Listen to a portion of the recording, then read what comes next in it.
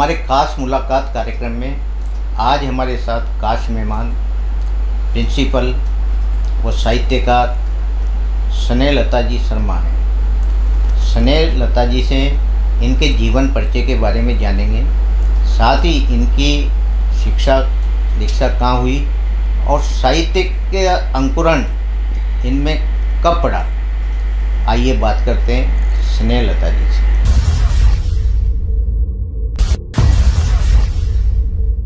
स्नेहलता जी, आपका हमारे स्टूडियो में बहुत बहुत स्वागत है। जी नमस्कार, धन्यवाद। स्नेहलता जी, आप अपने जीवन परिचय के बारे में हमारे दर्शकों को बताएं। आप कहाँ से हैं, शिक्षा आपकी कहाँ हुई, किस व्यवसाय से आप जुड़े? जी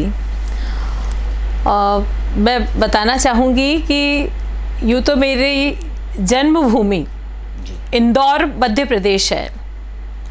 1967 में मेरा जन्म वहाँ हुआ, लेकिन व्यवसाय को आगे बढ़ाने के लिए हमारा परिवार, मेरे पिता, जब मैं 2.5 साल की थी, 2.5-3 साल की, तो यहाँ कोटा राजस्थान में आकर के बस गए। यहाँ उन्होंने अपना पत्थर का व्यवसाय शुरू किया और बहुत अच्छे से काफ़ी समृद्ध परिवार या व्यवसायी वो रहे। मैं कह सकती हूँ कि चांदी का चम्मच लेकर के हम मुंह में अपने पैदा हुए थे, लेकिन दुर्भाग्य से मेरे पिता का देहांत बहुत जल्दी हो गया। जब मैं केवल 8 साल की थी तभी उनका देहावसान हो गया। उनकी छत्र छाया हमसे दूर क्या हुई कि जैसे भाग्य ही हमसे रूठ गया और विषम परिस्थितियों में मेरा बचपन निकला। सब कुछ होते हुए भी कुछ भी नहीं रहा, क्योंकि कोई पल्लवित करने वाला, पोषित करने वाला, संरक्षित करने वाला जब घर का मुखिया नहीं रहता तो फिर हालात विकट होते ही चले जाते हैं। प्रारंभिक शिक्षा क्या, संपूर्ण शिक्षा मेरी कोटा में ही हुई है। जैसे तैसे हमने अपनी पढ़ाई पूरी की। एक समय ऐसा था जब मैं 10वीं कक्षा उत्तीर्ण करने के बाद आगे पढ़ने की सोच भी नहीं पा रही थी, क्योंकि परिस्थितियां ही पारिवारिक ऐसी थी।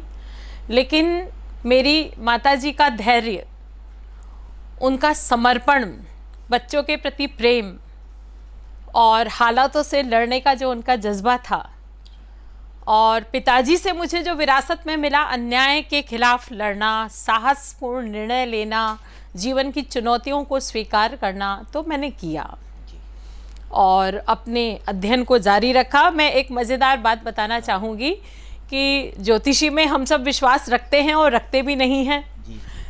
किसी ने मुझे कहा कि आपके भाग्य में तो शिक्षा दीक्षा है ही नहीं, आप तो बड़ी मुश्किल से अपनी पढ़ाई कर पाएंगी। तो उसे भी मैंने चुनौती की तरह लिया। मैंने कहा नहीं, पढ़ना तो मुझे है, क्योंकि पढ़ने का बहुत शौक़ था, बचपन से ही काफ़ी था।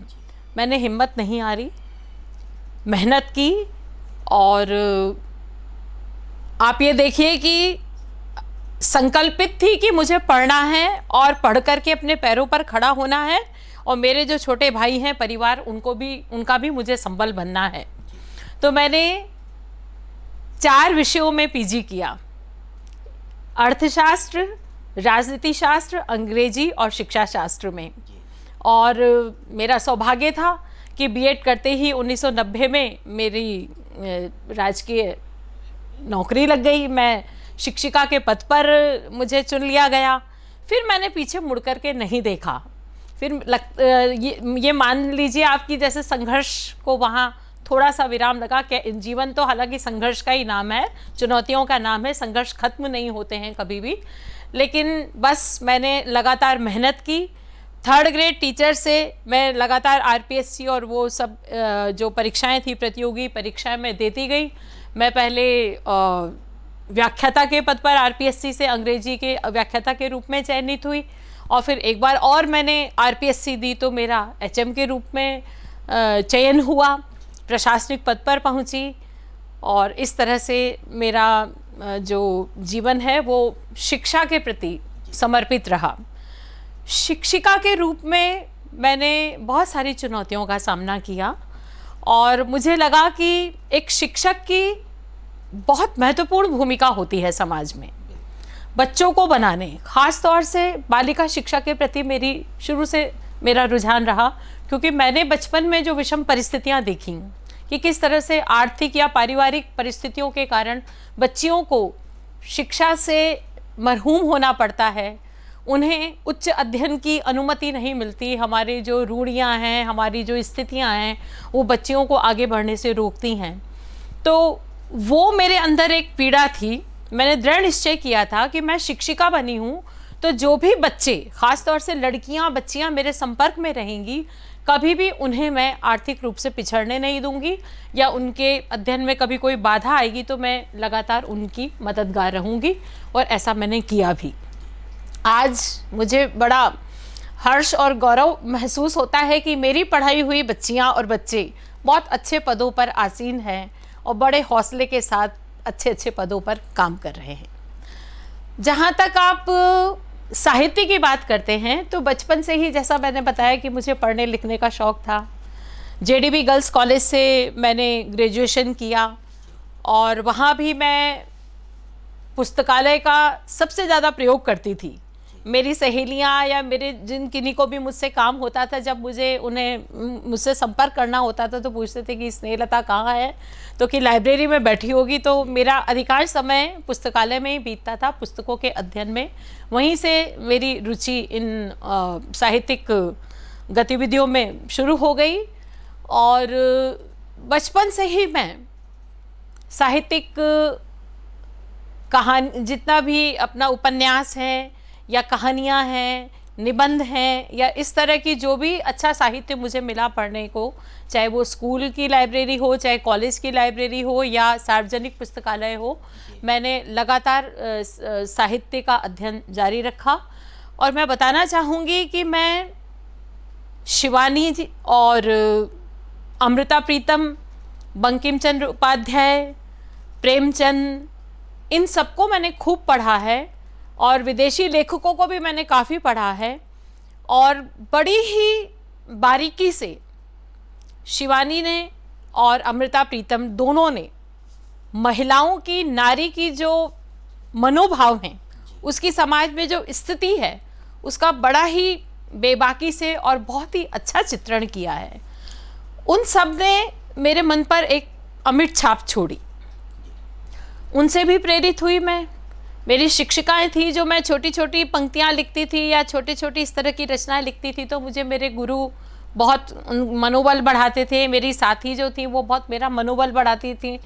तो धीरे धीरे ये रुचि बढ़ती गई और कहते हैं कि कविता मेरा प्रिय विषय रहा है लिखने का, कि कविता होती क्या है। दरअसल कविता वेदना का रूप होती है और आह का स्वरूप होती है, टीस का प्रतिरूप होती है। टीस जो मन में उठती है, वेदना जो मन में, एहसास जो उठते हैं, वो कब कविता का रूप ले लेते हैं उसका पता ही नहीं चलता।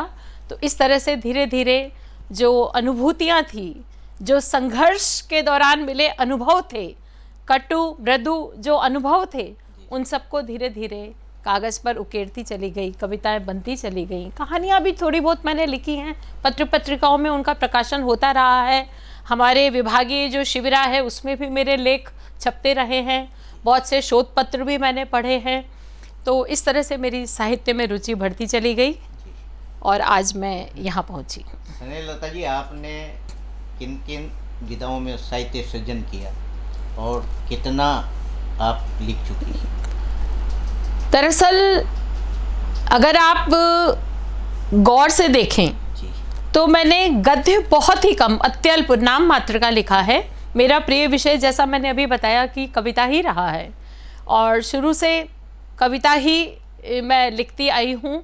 और ये मान लीजिए आपकी कविता मेरे धड़कन में बसती है। सोते उठते जागते बैठते मैं प्रतिदिन एक छोटी सी कविता, चाहे 4 पंक्तियाँ हों, मैं लिखती ही रहती हूँ और अपनी अनुभूतियों को कविता के रूप में मैं ढालती रहती हूँ। अब तक मेरा स्वयं का तो एक ही काव्य संग्रह अभी प्रकाशित हुआ है, पत्थरों के बीच नदी बहती है। लगभग 1 वर्ष हो गया मेरा काव्य संग्रह जो अभी प्रकाशित हुआ है। इससे पहले मैंने मेरे ससुर जी, जिनको कि मैंने देखा भी नहीं था, लेकिन विवाह के बाद जब मुझे घर में उनकी डायरी और कागज़ बिखरे हुए पड़े मिले, जिन पर उनकी कविताएं, बड़ी अच्छी कविताएं लिखी हुई मुझे मिली, तो उससे मैं काफ़ी प्रेरित हुई। उनकी बिखरी हुई कविताओं को मैंने इकट्ठा किया और लगभग आज से 10 साल पहले मैंने अपने ससुर जी को समर्पित करते हुए उन्हीं के सभी कविताओं का इकट्ठा करके एक काव्य संकलन आस्था के दीप के नाम से मैंने संपादित किया और उसका प्रकाशित किया। स्नेहलता जी, कोई आपने कविताएं लिखी, कोई कविता हमारे दर्शकों को सुनाए? ज़रूर। मेरी लेखनी में ढूंढे से श्रृंगार नहीं मिल पाएगा, जहाँ सुलगते प्रश्न खड़े अंगार ही बस खिल पाएगा। बहुत खूब। इधर बिलखता बचपन, दूध क्या रोटी भी ना मिल पाए, डिग्रियों के बोझ तले नौजवान कर्म ना कर पाए, इतना भी लाचार भला इंसान कहाँ मिल पाएगा, मेरी लेखनी में ढूंढे से भी श्रृंगार नहीं मिल पाएगा।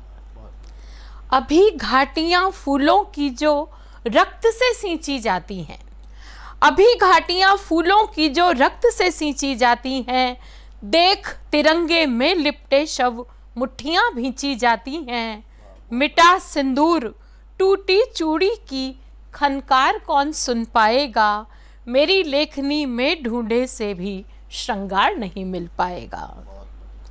कौम भले कोई भी हो पर राष्ट्र धर्म तो एक है, कौम भले कोई भी हो पर राष्ट्र धर्म तो एक है, एक भारती एक ही मिट्टी विविध बोलियां अनेक हैं, माँ की स्तुति ना गाए, माँ की स्तुति ना गाए सुर स्वीकार नहीं हो पाएगा, मेरी लेखनी में ढूंढे से भी श्रृंगार नहीं मिल पाएगा।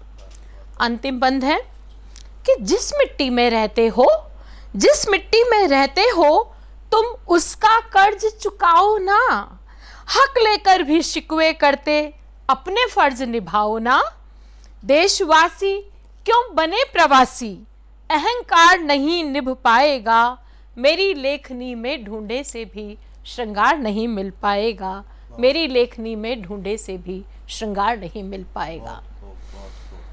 स्नेहलता जी, आप अध्यक्ष हैं मकाम अंतर्राष्ट्रीय साहित्य संस्था की। जी। तो ये संस्था साहित्यकारों के लिए क्या करती है? अंतर्राष्ट्रीय महिला काव्य मंच की मैं प्रदेश सचिव हूँ और इस मंच के माध्यम से हम महिलाओं को एक मंच प्रदान कर रहे हैं अभिव्यक्ति का, कि वो अपनी अनुभूतियाँ, अपने एहसास इस मंच के माध्यम से अपनी प्रतिभा का वो प्रदर्शन करें। और हमारी मासिक काव्य गोष्ठी होती है और आपको ये जानकर हैरानी होगी कि लगभग सभी कवित्रियाँ हमारे यहाँ, कोई स्थापित कवित्रियाँ नहीं थी, सब कोई घरेलू महिला गृहिणी थी, महिला थी। फिर धीरे धीरे ये कारवां बढ़ता चला गया और आज उस मंच से वो कवित्रियाँ लगभग अपने काव्य संग्रह का प्रकाशन करने के उस वहाँ तक कगार तक पहुँच गई हैं, जो पहले 2 लाइन बोलने में लिखने में झिझका करती थी, किंतु अनुभूतियाँ, जैसा मैंने शुरू में कहा कि कविता तो हर एक के मन में होती है, हर व्यक्ति कवि मन रखता है, तो वो किस तरह से अपने एहसासों को अभिव्यक्ति देती हैं, इसके लिए हमारा मकाम मंच बहुत अच्छे से काम कर रहा है। यहाँ मैं कविता से जुड़ा हुआ एक और आपको बताना चाहूँगी कि कवित्रियों को, लेखिकाओं को, खासतौर से हाड़ौती की रचनाकारों को प्रोत्साहित करने के लिए, जैसा कि मेरे प्रेरणा स्रोत मेरे परिवार के सदस्य रहे, मेरी माँ रहे, मेरे पिता रहे, मेरे पति मिस्टर पीयूष शर्मा रहे, और मेरे जो ससुर जी हैं, जैसे मैंने बताया, मैंने उनका काव्य संकलन वो किया, प्रकाशित करवाया, संपादित किया, और भी मेरे संपर्क में हैं कुछ लोग। तो मेरे ससुर जी जो बहुत अच्छे कवि थे, किंतु उनके जीवन काल में उनका कोई प्रकाशन नहीं निकल सका, जबकि वो बहुत अच्छे लेखक और शायर और कवि थे, 4 भाषाओं पर उनका अधिकार था। तो उनके स्मृति में अब हमने अपनी रंगीतिका संस्था एक और बनाई है और उस संस्था के माध्यम से हम पुनः जो नवोदित रचनाकार हैं, चाहे वो स्त्री हों, पुरुष हों, कवि हों, कवित्रियाँ हों, सभी को हम आगे आने का अवसर दे रहे हैं। और अपने ससुर जी आदरणीय स्वर्गीय शिव प्रसाद जी शर्मा स्मृति काव्य सम्मान पुरस्कार हमने अभी अभी एक घोषित किया है, और आगामी 28 मई को उनके जन्मदिन पर हम एक बड़ा कार्यक्रम आयोजित करने जा रहे हैं। और जो रचनाकार हैं, चाहे वो स्थापित हो नवोदित हो, अभी ये पहला पुरस्कार होगा, तो हम चाहते हैं कि काव्य विधा में जो अपनी पुस्तक लिख चुके हैं, काव्य संग्रह प्रकाशित कर चुके हैं, हम उनकी प्रविष्टियों को आमंत्रित कर रहे हैं। उसकी हमने 10 मई अंतिम तिथि रखी हुई है। तो मुझे लगता है कि इससे जो कवि हैं, रचनाकार हैं, उनको प्रोत्साहन मिलेगा, उनको पहचान मिलेगी। बस इसी दिशा में मैं प्रयासरत हूँ। हाड़ौती में कई साहित्यकार हैं और जो साहित्य रचना भी लिखते हैं। किन किन साहित्यकारों का आपके जीवन में प्रभाव पड़ा? देखिए, हाड़ौती में साहित्य के क्षेत्र में बहुत समृद्ध आपको खजाना मिलेगा। यहाँ पर बहुत सारे अच्छे अच्छे साहित्यकार हैं, जैसे आदरणीय जितेंद्र निर्मोही जी हैं, अपने वेद प्रकाश आर्य हैं, इनके साथ में शकूर अनवर जी हैं, और विजय जोशी जी हैं, और शरद तेलंग जी भी अच्छे गीतकार हैं। हाँ, गीत और गज़ल दोनों ही वो गाते भी अच्छा हैं। इन्हीं के साथ साथ मेरी सखी हैं प्रोफेसर अनीता वर्मा, क्षमा चतुर्वेदी जी बहुत अच्छी कहानीकार रही हैं। और अभी और नवोदित रचनाकारों में बहुत सारी ऐसी एक बहुत लंबी लिस्ट है जिसमें महिला रचनाकार लगातार आगे आ रही हैं। तो हाड़ौती का जो साहित्य का क्षेत्र है वो काफ़ी समृद्ध है और बहुत अच्छी संभावनाएं हैं। हाल ही में हमारे मंडल पुस्तकालय में एक पुस्तक मेला, संभाग स्तरीय पुस्तक मेला आयोजित हुआ, और उसमें लगभग 1 सप्ताह तक बहुत सारी साहित्यिक गतिविधियों का आयोजन हुआ। बहुत सारी पुस्तकों का वहाँ पर प्रदर्शन हुआ। सभी ने बढ़ चढ़ करके भाग लिया। संगोष्ठी हुई, वार्तालाप हुए और साक्षात्कार हुए। सभी को अभिव्यक्ति का अवसर मिला। तो इस तरह से मैं कह सकती हूँ कि बहुत अच्छे और प्रभावशाली साहित्यकार हैं हमारे हाड़ौती क्षेत्र में। इस पुस्तक मेले में हाड़ौती के लगभग सभी साहित्यकारों ने इसमें भाग लिया जी, और एक मंच भी मिला जी। स्नेहलता जी, एक कविता आप और हमारे दर्शकों को सुनाएं। ज़रूर। गज़ल गम की सुलाती है, प्रभाती गीत गाती है। गज़ल गम की सुलाती है, प्रभाती गीत गाती है। समर्पण छंद प्रभु को कर कविता मीत बनाती है। मेरी हर बात में लय हो, मेरे संवाद हो दोहे। मेरे अल्फाज सरगम से हर एक मन को ले मोहे। मेरे अल्फाज सरगम से हर एक मन को ले मोहे। ये जीवन शब्द की माया जो भावों में उलझाती है। भूमिका कब कहाँ कैसे ये अभिनय भी सिखाती है। भूमिका कब कहाँ कैसे ये अभिनय भी सिखाती है। स्नेहलता जी, आपने कविताओं में जो लिखा, मतलब आज के इस सामाजिक जीवन में के बारे में आपने क्या लिखा? देखिए, जितनी भी समसामयिक अभी समस्याएं हैं, उन सब पर ही लगभग सभी विषयों को छूते हुए मैंने कोशिश की है। हमारा जो सबसे बड़ा आज चिंतन है वो है कि हमारी युवा पीढ़ी भटकती जा रही है। मूल्यों के अवमूल्यन की समस्या कि वो संस्कारी नहीं है, मतलब खूब शिकायत है। सभी एक जो पीढ़ी का जो एक गैप है ना, वो अनुभूत किया जा रहा है। और जो बड़े बुजुर्ग हैं, एक पीढ़ी कहती है कि हमें युवाओं से ये शिकायत है, और युवा वो दिग्भ्रमित हैं, वो सही दिशा में काम नहीं कर रहे हैं।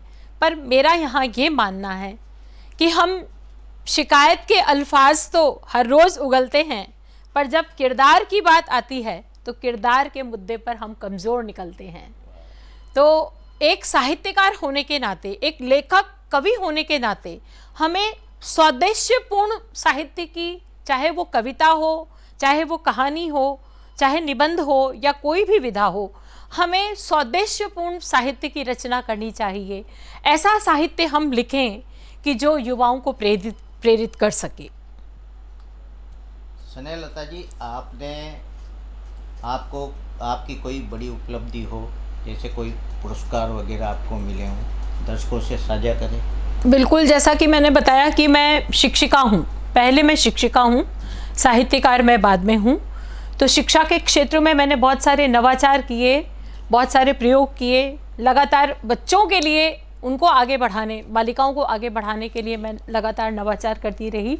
मैं जब प्रधानाध्यापिका के पद पर थी तो मेरा विद्यालय था कोटड़ी गोवर्धनपुरा। आप जानते हैं कोटा में कोटड़ी गोवर्धनपुरा। अब तो काफ़ी हालात सुधर गए हैं। किसी ज़माने में कहा जाता था कि हर चौथे घर में वहाँ अवैध काम होते हैं, कच्ची ये शराब बनना और सारे असामाजिक कार्यों का वो गढ़ था। जब मेरा वहाँ पर पदस्थापन हुआ, मैं वहाँ पर स्थानांतरित होकर गई प्रधानाध्यापिका के तौर पर, तो मेरे लिए चुनौती था कि बच्चे भाग जाते थे, पढ़ते नहीं थे, रिज़ल्ट बहुत 30% था।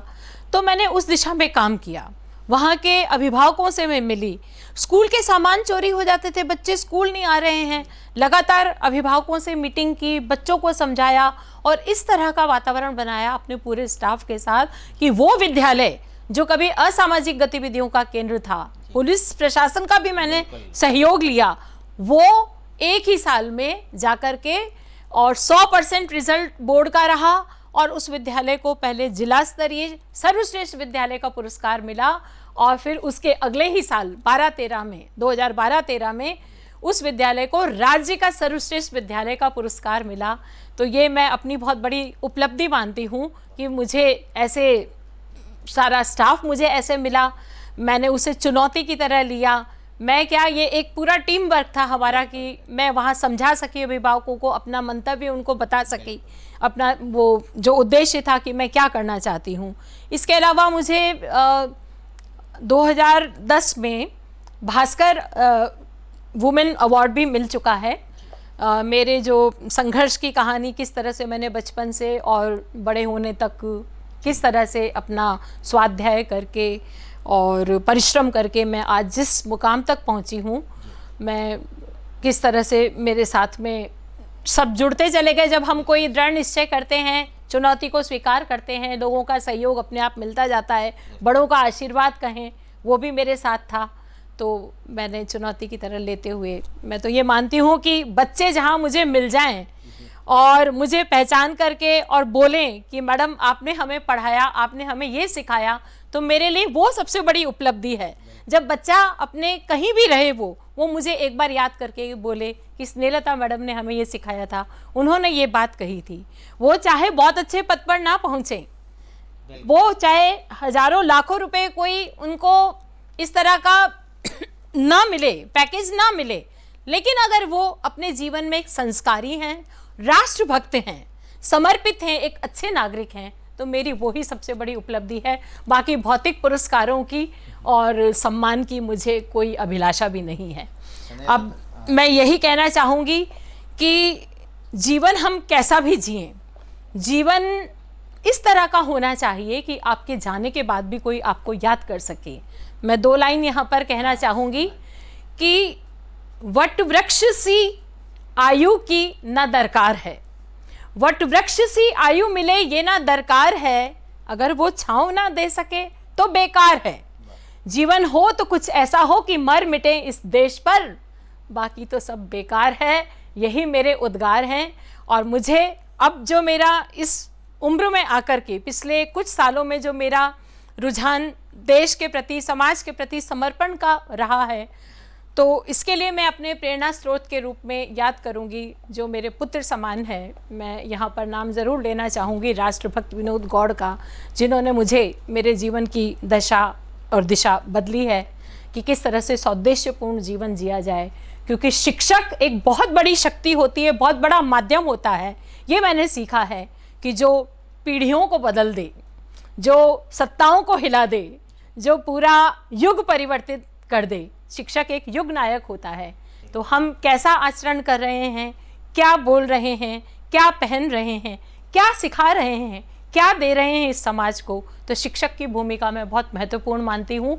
और अपने साथी शिक्षकों से भी यही मेरी विनम्र निवेदन रहेगा, साहित्यकारों से भी, कि वो युग निर्माता हैं और आज जो भटकाव या जो वो महसूस कर रहे हैं, कुछ जो जिसे कहते हैं हम जनरेशन गैप, यदि वो अपनी भूमिका सुदृढ़ कर लें, सही दिशा में निर्वहन कर लें अपनी भूमिका, तो इस देश में क्रांतिकारी परिवर्तन हो सकते हैं।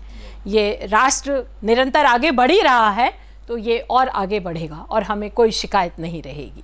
स्नेहलता जी, बहुत अच्छे विचार हैं आपके। ऐसे विचार हर आदमी में और हर इंसान में आना चाहिए। स्नेहलता जी, जाते जाते एक कविता आप हमारे दर्शकों को और सुनाएं। बिल्कुल, ख़ास तौर से शिक्षकों के लिए, जिन्हें मैंने युग नायक बोला है, उनके लिए एक संदेश यहाँ पर देना चाहूँगी अपनी कविता के माध्यम से। आकाश मिला है सबको, आकाश मिला है सबको, भरने ऊंची उड़ाने, क्यों भूल गए हैं क्षमता, क्यों दिशाहीन न जाने, पर दिए गए हैं हमको, पर यानी पंख, पर दिए गए हैं हमको, परवाज पे पाबंदी है, फड़फड़ा के रह जाते हैं, ये कैसी बाड़बंदी है। कहने को शारदे सुत हैं, कहने को शारदे सुत हैं, सच तो ये मिट्टी के बुत हैं, बस एक प्रहार से डहते, वरना अकारण पदच्युत हैं। वैसे तो कलम के धनी हैं, कितनों की किस्मत बनी है, पर जब जब सच लिखना हो, रचना रही अधबनी है। मिल आज अगर जो ठाने, मिल आज अगर जो ठाने, पहने फिर केसरी बाने, संकल्पित हो बन जाएं, युग नायक इनको जाने, युग नायक इनको जाने।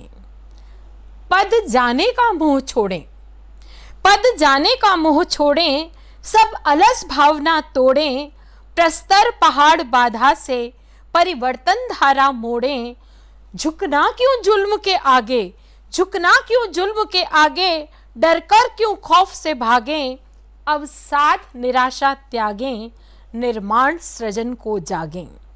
अपनी कलम में विश्वास भरें, आत्मविश्वास से दृढ़ उच्छ्वास भरें, हुंकार चाणक्य सरीखी हो, टंकार द्रोण सी प्रतीति हो, गढ़ने हमें ही है शिवाजी, गढ़ने हमें ही है शिवाजी, हम ही बनाए नेताजी, आजाद भगत गुरु देश को दें, ऋण अदा करें जीते जी।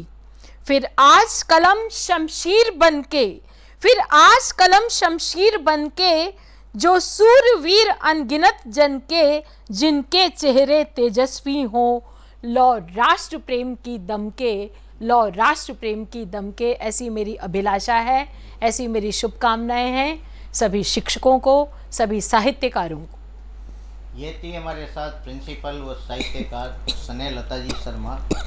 स्नेहलता जी ने कई शिक्षाप्रद बातें आप तक पहुंचाई, साथ ही इन्होंने जो किस कठोर साधना से साहित्य सृजन किया और किस स्थिति से ये यहाँ तक पहुँची, ये आप सबको बताया। आप हमारी स्टूडियो में पधारी। मैं बस एक बार और कहना चाहूँगी कि बहुत सारी ऐसी प्रतिभाशाली महिलाएं हैं, स्त्रियां हैं, जो बहुत कुछ करना चाहती हैं, लेकिन उन्हें संबल नहीं मिलता, उनको प्रेरणा नहीं मिल पाती है। मैं यहाँ ये ज़रूर बताना चाहूँगी कि मैं आज जिस मुकाम पर पहुँची हूँ, उस मुकाम पर पहुँचने में मेरे परिवारजनों का महत्वपूर्ण भूमिका रही है।